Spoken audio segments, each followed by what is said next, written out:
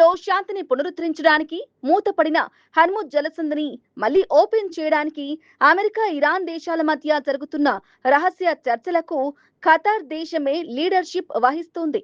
Qatar ప్రధానమంత్రి అల్ ధానీ నేరుగా ఇరు దేశాల ముఖ్య దౌత్యాధికారులతో కాంటాక్ట్ లో ఉంటూ ఈ పీస్ డీల్ ను ముందుకు నడిపిస్తున్నారు.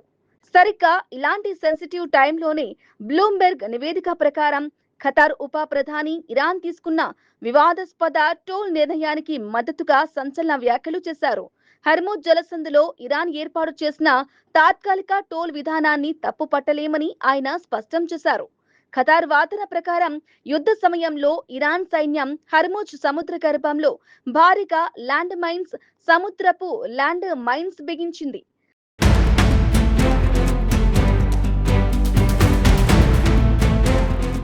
ఇప్పుడు కుదురుతున్న ఒప్పందం ప్రకారం రాబోయే 30 రోజుల్లో ఇరాన్ ఆ మైన్లను తొలగించి సముద్రాన్ని క్లియర్ చేయాల్సి ఉంటుంది. అయితే అంత సుదీర్ఘమైన సముద్ర మార్గం నుండి మైన్లను తొలగించడానికి ఇరాన్ కు విపరీతమైన ఖర్చవుతుందని, ఆ భారీ మొత్తాన్ని ఇరాన్ కు ఎవరు ఇస్తారని ఖతార్ ప్రశ్నించింది.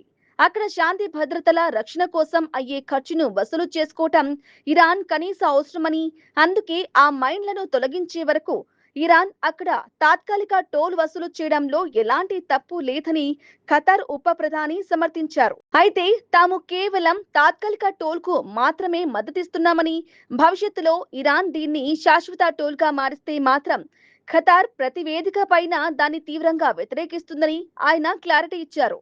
అసలు ఈ హర్ముజ్ జలసంధిలో ఇరాన్ విధిస్తున్న టోల్ కథేంటంటే, పర్షియన్ గల్ఫ్, ఒమన్ గల్ఫ్ లను కలిపే 34 కిలోమీటర్ల అత్యంత ఇరుకైన ఈ సముద్ర మార్గమే టోటల్ గ్లోబల్ ఎనర్జీ సెక్టార్ కు గుండెకాయ లాంటిది.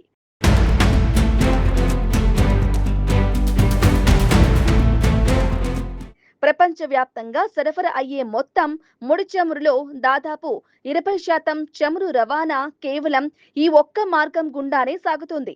అమెరికాతో యుద్ధం మొదలైన తర్వాత ఇరాన్ ఈ రూట్ ను పూర్తిగా బ్లాక్ చేసి అక్కడ టోల్ బూత్లను ఏర్పాటు చేస్తున్నట్లు ప్రకటించింది.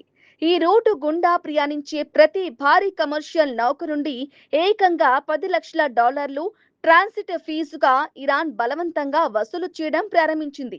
ఈ టోల్ నెట్వర్క్ ను శాశ్వతంగా రన్ చేయడానికి ఇరాన్ ప్రభుత్వం ప్రత్యేకంగా ఒక కొత్త విభాగాన్ని క్రియేట్ చేసి దాన్ని తమ మోస్ట్ పవర్ఫుల్ సైనిక విభాగమైన ఇస్లామిక్ రివల్యూషనరీ గార్డ్స్ క్యాంప్స్ కింద పెట్టింది.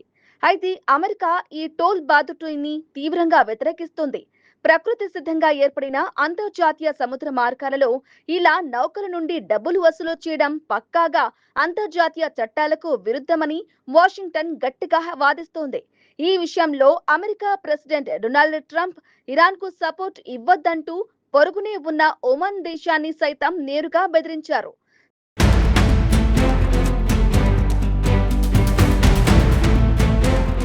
ప్రస్తుతం అమెరికా ఇరాన్ మధ్య ఖతార్ నేతృత్వంలో సిద్ధమవుతున్న శాంతి ఒప్పంద డ్రాఫ్ట్ లో ఈ హర్ముజ్ టోల్ ప్రస్తావనే లేదు. ఆ ప్రతిపాదన ప్రకారం ఇరాన్ ఎలాంటి టోల్ వసూలు చేయడానికి వీల్లేదు.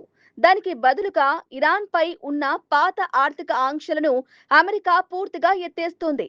దీంతో పాటు ఇరాన్ తన అణు కేంద్రాల్లో చేస్తున్న యురేనియం సంవర్ధనాన్ని కూడా పూర్తిగా ముగించాలనే కఠినమైన షరతును అమెరికా విధించింది.